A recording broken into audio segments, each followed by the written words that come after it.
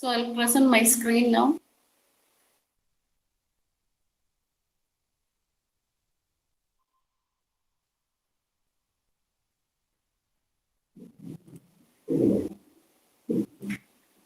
Are you able to see the screen? Can you see the screen? Okay, okay.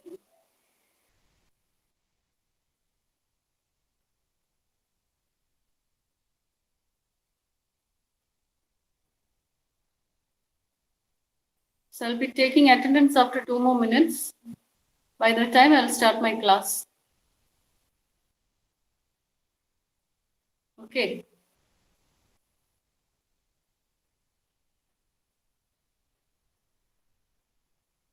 So yesterday we were discussing about the kernel, isn't it? What is a kernel in an operating system?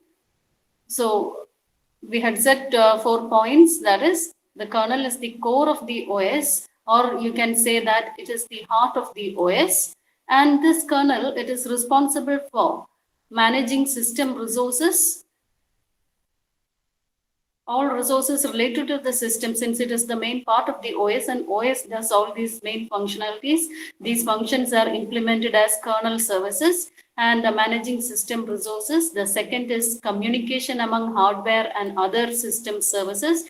The OS has to communicate with other hardware units, so all these functionalities will be implemented in the OS. And the main functionalities that are implemented, we call it as the kernel services. Then another function is that it acts as an abstraction layer between system resources and user application, which is the most important function of the OS. That is, it acts as an extended machine or a virtual machine, which helps user applications to interact with the underlying hardware and access the system resources. Then it contains a set of system libraries and services. So all these system libraries and services assist the kernel to carry out its functions. So these are the main functions of a kernel. Then I said that yesterday we can classify kernels. Kernels can be classified mainly into 2 types: monolithic kernel and microkernel. So you have, depending on this kernel, the system will have 2 architecture: monolithic architecture and microkernel architecture. So what is monolithic kernel and what is this microkernel? So let us see what monolithic kernel is. So in monolithic kernel, all kernel services, that is all the important functionalities, they run in the kernel mode or supervisor mode, or the area of memory we call it as the kernel space. So all the essential services of the operating system, they run in the kernel space. Yesterday we said that any process running in a system can run either in user mode or in supervisor mode. All user programs run in user mode, and the operating system services, they run in supervisor mode. And it is this memory space, that is those area of that part of the memory which is protected from the user program, is called the kernel space. So in monolithic kernel, all the essential services of the operating system run in the kernel space. And the primary memory, as I said earlier, the primary memory is partitioned into 2, that is the kernel space and user space. Kernel space is the space where kernel code or the operating system essential codes are located, and user space is the part of the memory where user applications are located. So the memory can be partitioned into 2, that is protected memory or the kernel space, and the user space where user applications are loaded for execution.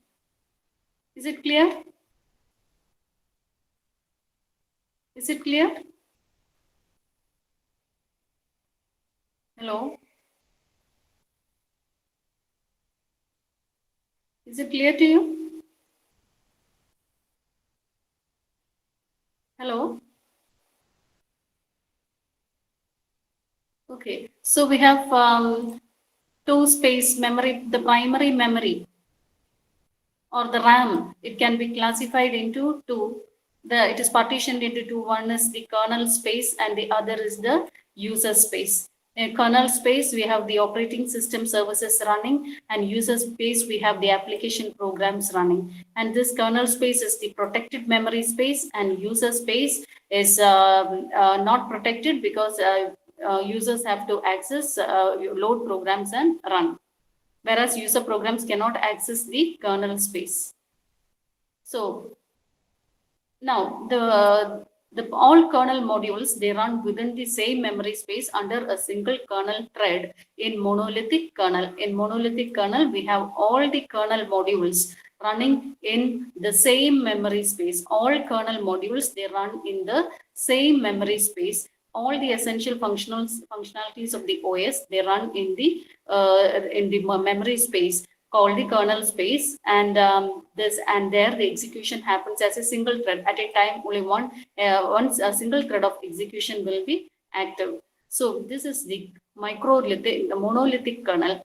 Monolithic kernel, we have all the essential services of the operating system running in a single space called the kernel space. All kernel modules run in the same memory space, and that is called kernel space. And here all essential features come as a single unit, and it runs in the kernel space under a single kernel thread.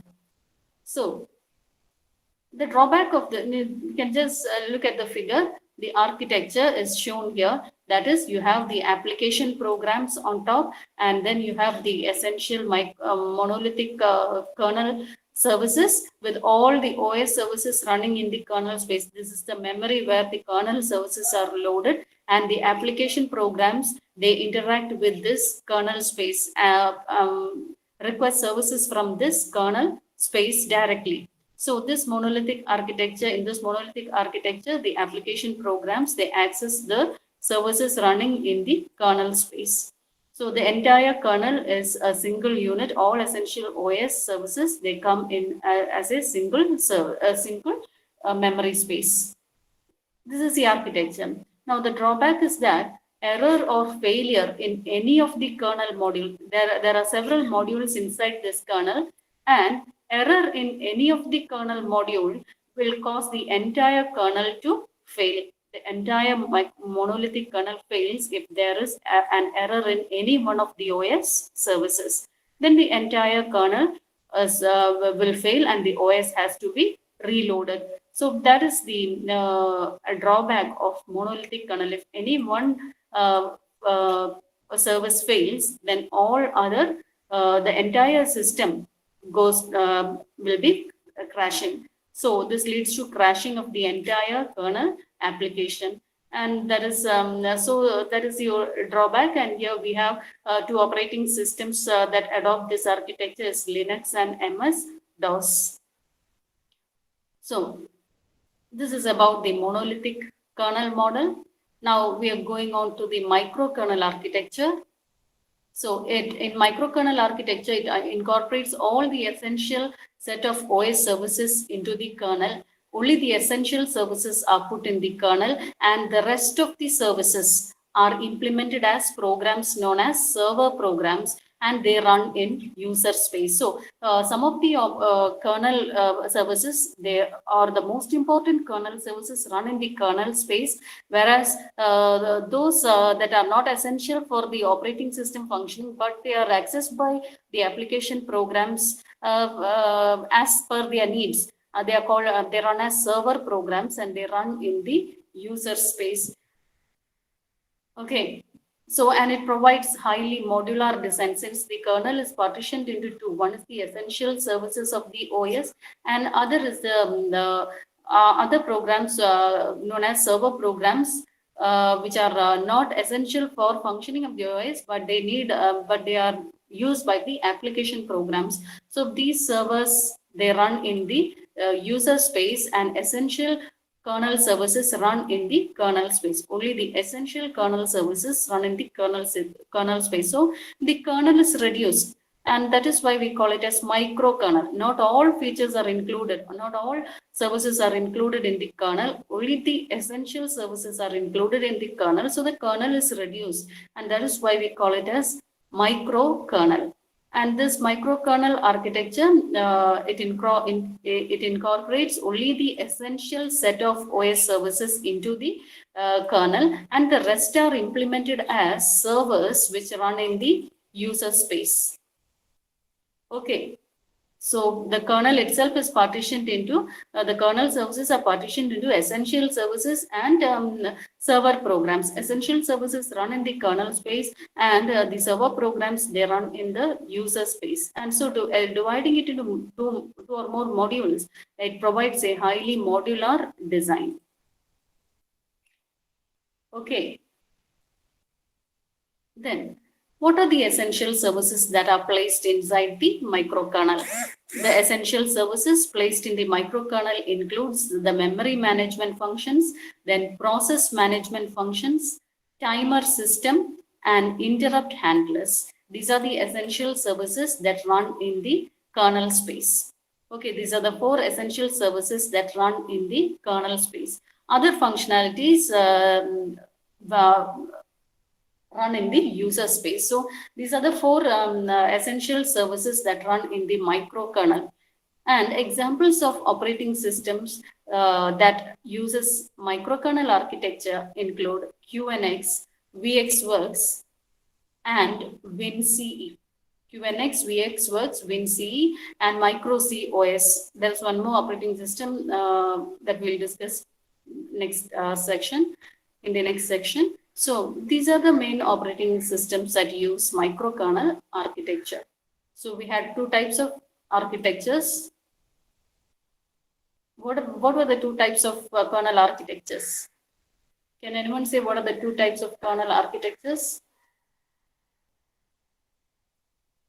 Microkernel architecture, and the other was monolithic. Mono means a single unit. Okay, mono means a single unit. So all the essential services of the operating system run as a single unit in the kernel space. So we call it as monolithic architecture. Mono means single.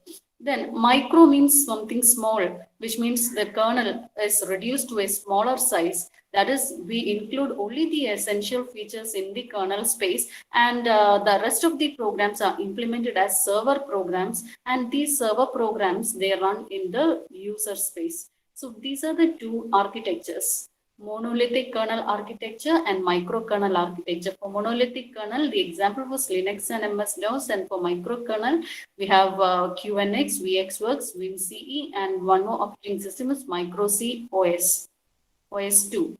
So let us see the architecture. See, this is the difference between monolithic and microkernel architecture. Looking at this, before we had seen only 2 parts, that is the application programs directly interacting with the kernel. But here we have one more part added, that is the server programs. They run in the user space. So I said the kernel, the OS functionalities, they are divided into 2 parts. The essential functionalities run in the kernel space, and the others run as server programs in the user space. So these 2 parts, the oval shaped symbols where we show the OS functionalities. Here, this shows the server programs that are not non-essential programs running in the user space.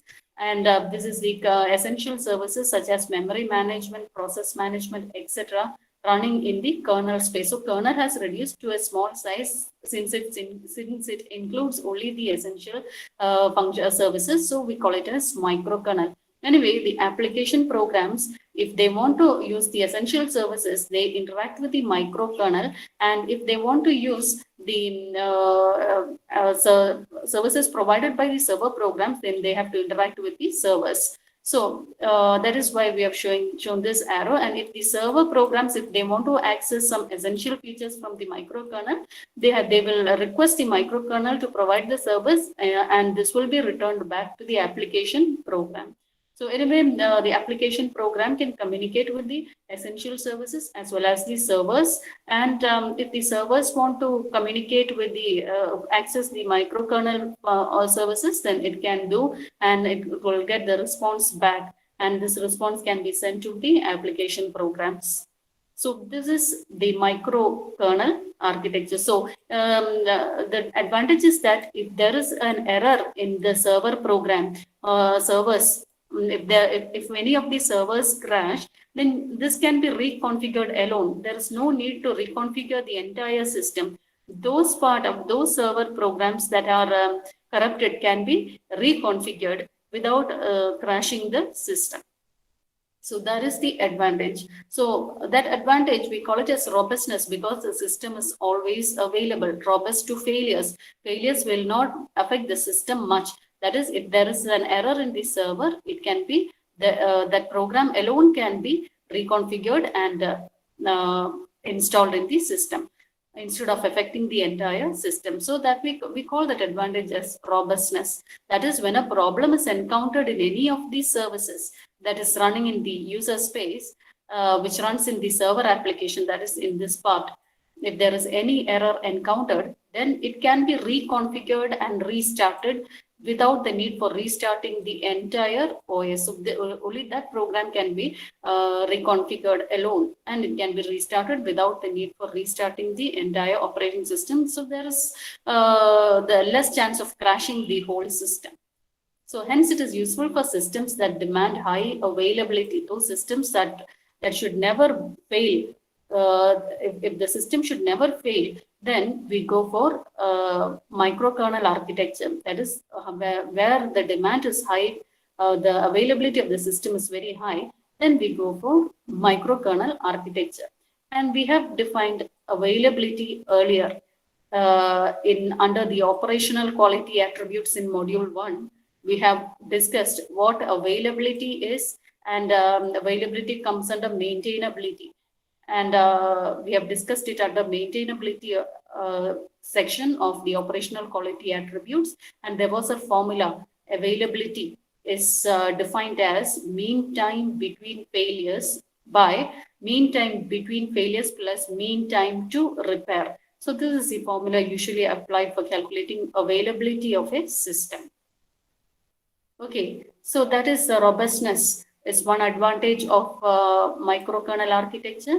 And the next advantage is configurability. As I said earlier, services that are running as server applications, that is in this part, those services that are running as server applications, they can be changed without the need for restarting the whole system. The whole system need not be restarted. Those services alone can be reinstalled and change without restarting the whole system. That thus it makes it dynamically configurable. That is, instead of affecting the entire system, we can change the system as and when required, and we call it as dynamically reconfigurability.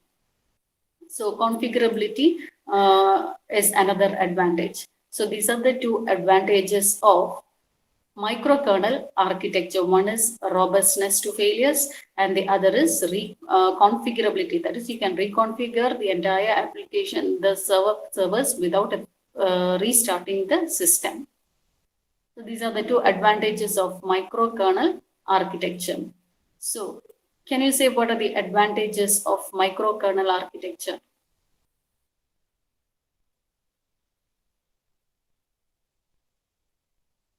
Anyone? What are the advantages? Yes, robustness. Robustness means what? Robustness means? Okay, next is configurability. What is robustness?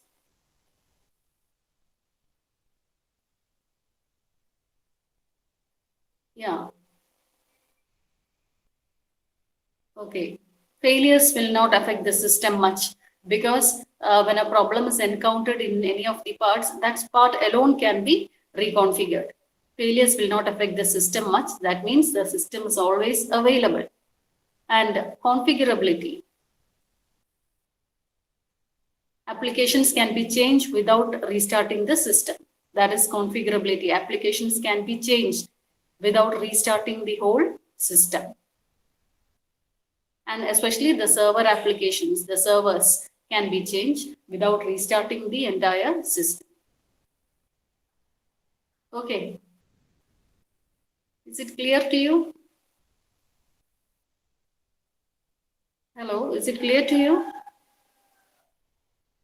Okay. Okay.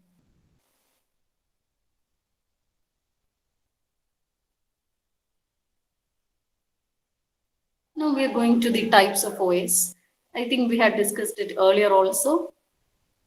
Depending on the type of kernel. Now we had discussed what kernel is. We had discussed two types of kernel, that is monolithic kernel and microkernel.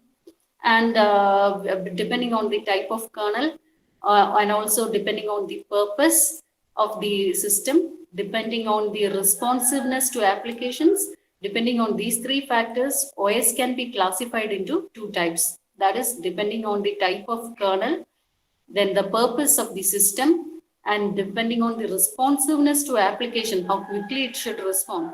OS can be classified into two types. One is general purpose OS or GPOS, and the other is real-time OS. So there are two types of OS based on these three criteria. That is based on the type of kernel used, based on its purpose, and based on its responsiveness to application, whether it should respond quickly or whether it should respond slowly.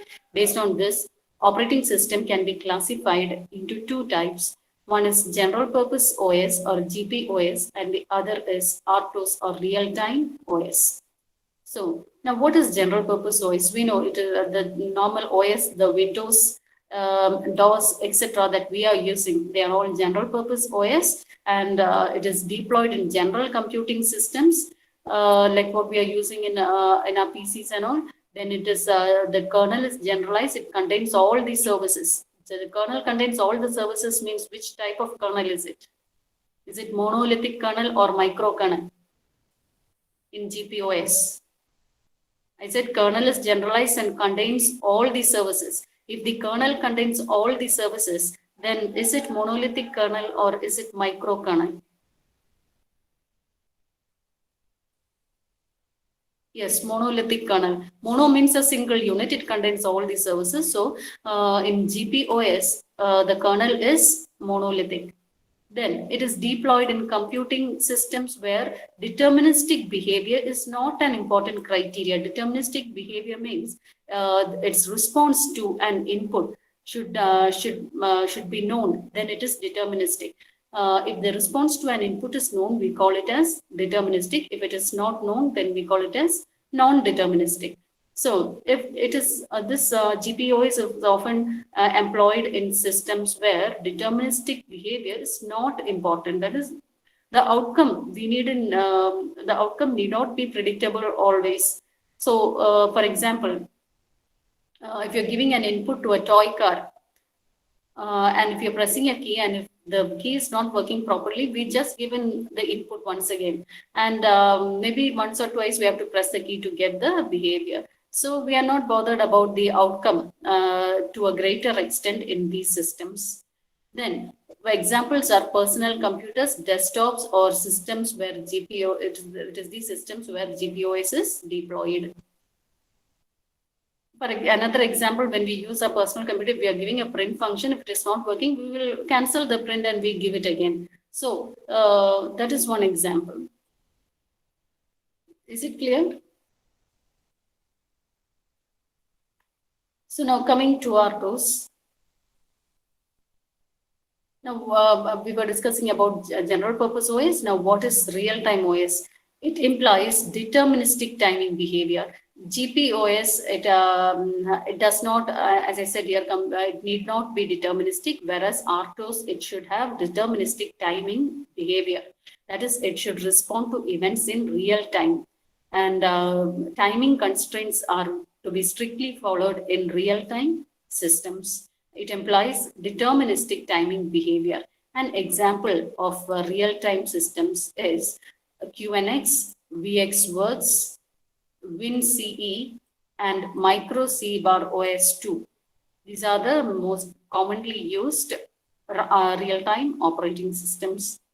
So now what is there in a real-time kernel? Real-time kernel, what are the functionalities included in a real-time kernel? It is this real-time kernel is the kernel of the RTOS, and in RTOS, we call it as real-time kernel because this RTOS responds to events in real time.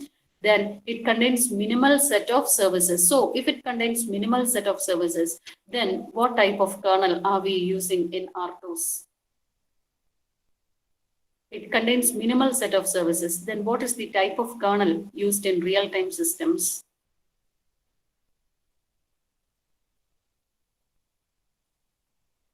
Hello? What is the type of kernel used? Yes, microkernel, because I said it contains only the essential features. So it contains minimal set of services. So the kernel is in real-time operating system is the microkernel. Now, what are the minimal services included in this microkernel architecture or real-time systems? These are the basic functionalities included in the real-time systems. That is task or process management. Anyway, there are several processes running in the system. So processes execution must be managed, then process scheduling, then process synchronization, there is communication between processes must be handled, then exception handling, memory management, interrupt handling, and time management. These are the essential functions that run in the kernel space in RTOS. Okay. Is it clear?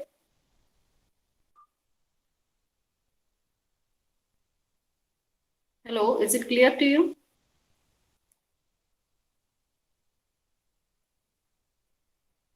Okay. So in general purpose OS, we have monolithic kernel, and in RTOS, we have microkernel. Just understand the difference. In GPOS, in general purpose OS, we have monolithic kernel, and in real time OS, the architecture employed is the microkernel architecture. And in microkernel architecture, the kernel will have only the essential services, and these are the essential services included in the microkernel architecture. That is task or process management, task or process scheduling, task or process synchronization, then error or exception handling, memory management, interrupt handling, and time management. In the next section, we have to discuss about all these. That is, the main sections are interrupt handling and process scheduling. These are the two sections that we have to cover in this module. So, next, these are the usual questions asked from this module.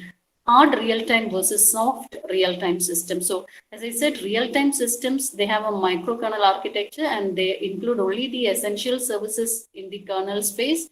And this real-time systems can again be classified into two: hard real-time systems and soft real-time systems. Hard and soft real-time systems. Okay, I think we had come across these points earlier also.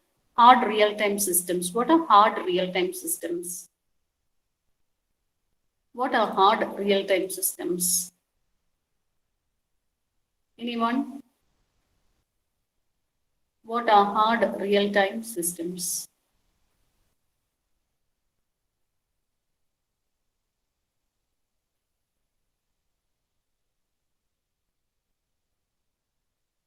You don't remember? I think I covered it in first module.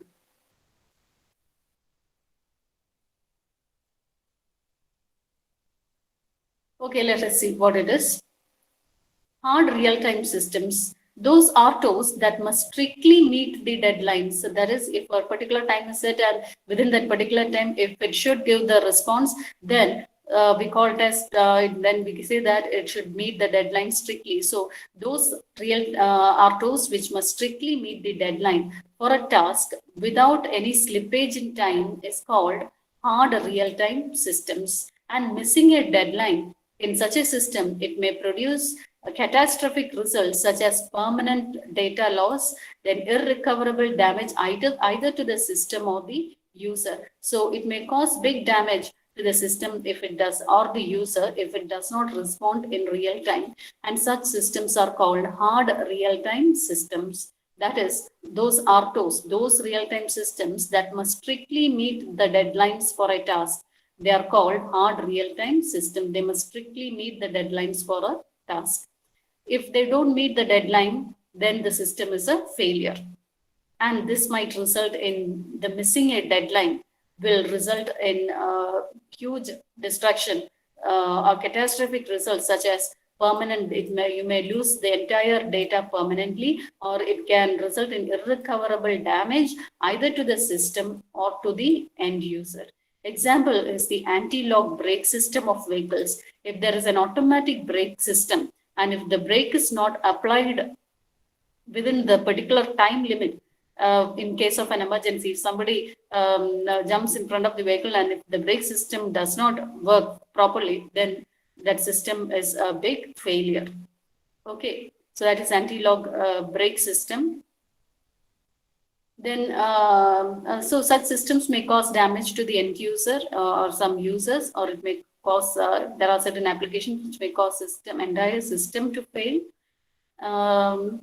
And such systems, we call it as hard real-time systems. There are many more examples. So these systems are called hard real-time systems. And in hard real-time systems, there is no human in the loop. That is, the system is going on functioning, and it responds to the external events given by the environment. And so there is no human in the loop. We call it as no human in the loop. In soft real-time systems, there are RTOs that do not guarantee meeting deadlines. They might meet the deadline, but they do not guarantee that they will meet the deadline, but they offer the best effort to meet the deadline. It will provide the best effort to meet deadline, and there is no guarantee that it will meet the deadline, and such systems are referred to as soft real-time systems. Now, at times there may be a delay in giving the response, but most of the time it tries to give the response as early as possible. And such systems are called soft real-time systems. Example, ATM machine, and we go to the ATM machine, we press one key, and if there is no response, again we will wait for some time, and then again we do the same operation again. So there is a human in the loop in such systems. In soft real-time systems, there will be usually a human in the loop. And so anyway, they will give us a response, but there is no guarantee that it will meet its deadline. But most cases, a good system will meet the deadline within the specified time. If it is frequently missing deadlines, then it is a failure. So these are the two types of real-time systems: hard real-time systems and soft real-time systems. Okay, so what are the two types of real-time systems? What are the two types of real-time systems? What are the two classes of real-time systems? Okay, Ashwati, hard real-time and soft real-time systems. Really, Ashwati is responding. What about the others? Are you not listening? Hello? These are simple theory sections which we will understand even if you read. Okay, but if you have any doubt, please ask now. So shall I proceed? Hello? Okay. Okay, Divina. Amruda. Okay, you're responding now. So let us go to the next section. And these questions which we were speaking now, difference between hard real-time, soft real-time system, difference between general purpose OS and RTOS. These are all 3 marks questions asked in most of the question papers. So just understand what all these are. They are all short questions. Now we are going to another question. This was asked by university twice, I think. How to choose an RTOS? How do we choose an RTOS? When we are choosing, I said there are real-time operating systems, several real-time operating systems such as QNX, VxWorks, WinCE, MicroC, OS. So it is depending upon the application that we are choosing each RTOS. Suppose those which can be done using VxWorks may not be possible with QNX. Those which are possible with WinCE may not be possible with VxWorks. So we have to choose the real-time operating system based on the application needs. So how are we going to choose which RTOS to be used. And these that is what is discussed again, how to choose an RTOS. How do we choose an RTOS? So when we choose an RTOS, we have to consider two things. That is, the functional and non-functional requirements are to be analyzed while choosing an RTOS. So while choosing an RTOS, both the functional and non-functional requirements needs to be analyzed while choosing. So our system that we are going to implement might have certain functional requirements as well as certain non-functional requirements. We have to analyze what are the things that we need in our functional requirements, what are the necessities in our non-functional requirements, and if it is satisfied by any of these RTOSs, we will choose it. So what are the functional requirements and what are the non-functional requirements when choosing an RTOS? How this RTOS should respond to our functional requirements and how it should respond to our non-functional requirements. So let us see what functional requirements are. There are around 8 functional requirements. So the first one is processor support. That is, we have to ensure that the processor, it supports the RTOS. Now we are going to load an operating system into our machine, and the processor that we are using in our machine, it should support the RTOS. So it is essential to ensure that the processor supports the RTOS. So when you are choosing an RTOS, first ensure that the processor that we are using in our machine should support the RTOS. Okay. So what is the first point which I said when choosing an RTOS? What are the considerations what should be considered while choosing an RTOS? What are the requirements to be considered while choosing an RTOS? What requirements are to be considered while choosing an RTOS? I said 2 requirements are to be considered while choosing an RTOS. What are those 2 requirements?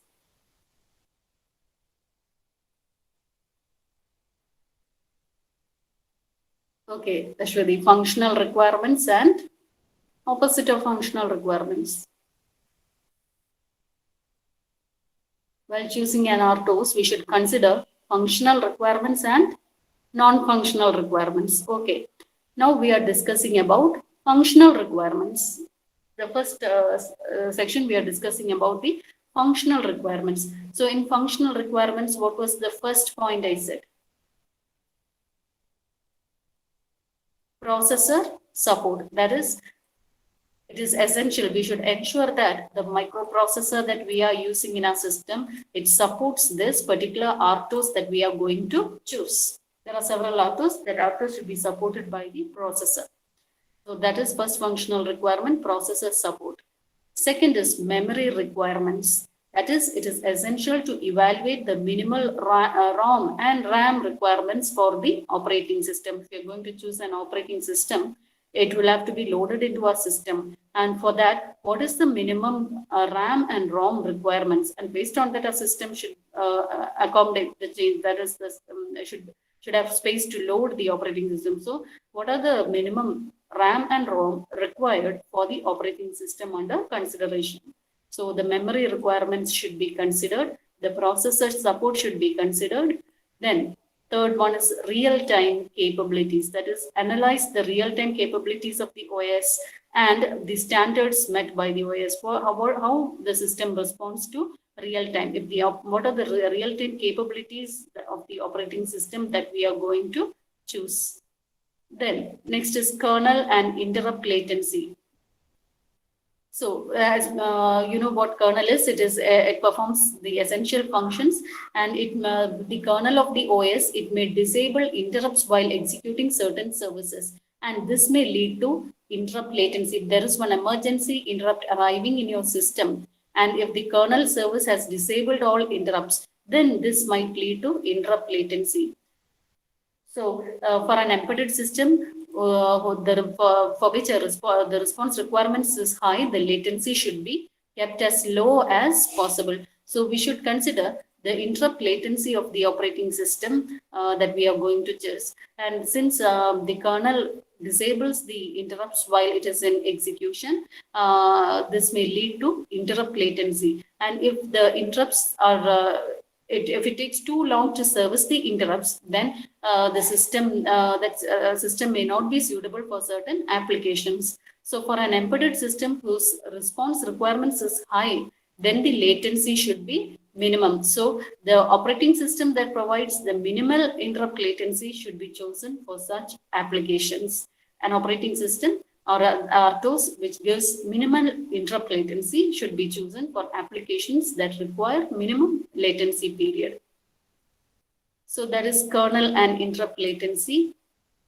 The next is inter-process communication and task synchronization.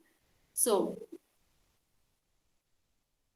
there are certain kernels which provide a lot of functionalities for inter-process communication as well as task synchronization, and some other operating system, they provide only limited functionality. So we have to check whether the operating system, the RTOS that we are choosing, it provides inter-process communication and task synchronization as per our requirements. If we are in need of these functionalities, then we should check whether the kernel provides inter-process communication and task synchronization. Then modularization support. So in modularization, we said that we can divide the essential features and non-essential features, and we can load the essential features, and then you can compile the OS. Then this is called modularity. And if there are certain OS which supports modularity in microkernel, we are loading only the essential features. And so these operating systems, real-time operating systems, if they support modularity, and if we are in need of modularization, then we can choose the operating system that supports modularity. An example of an operating system that supports modularity is WinCE. WinCE helps us to choose the essential features and recompile the OS image for functioning. We can choose the essential features and we can reconfigure the essential, the microkernel services needed for our system. And that is done by, this facility is provided by the RTOS WinCE. So modularization support is given by WinCE. Then next is support for networking and communication. So if we are in need of networking applications, then we should ensure that the OS provides this device driver support. The driver support is there for communicating with network devices, for communication interfaces and networking applications. We should ensure that the OS, the real-time OS that we are choosing, provides the necessary driver support. I said earlier, not all OS provides all support. There are certain operating systems that provide networking support. So if we are in need of networking applications, then we should choose the RTOS that provides networking support. Then last is development language support. That is, certain OS, they include runtime libraries for running applications like the JVM and C#. They are all included in the OS. So if they provide us with all these facilities, then, and we are in need of these libraries, then we have to install the operating system that provides these facilities. If we are developing an application with a JVM, then we have to go for operating systems that support JVM. Hello? It's already time കഴിഞ്ഞു. Okay, okay. 12:10 ആണ്. 12:10 ആണല്ലേ? Okay, നിങ്ങൾ അടുത്ത ക്ലാസ്സിൽ സമയത്തിന് കയറണം കേട്ടോ. അശ്വതി,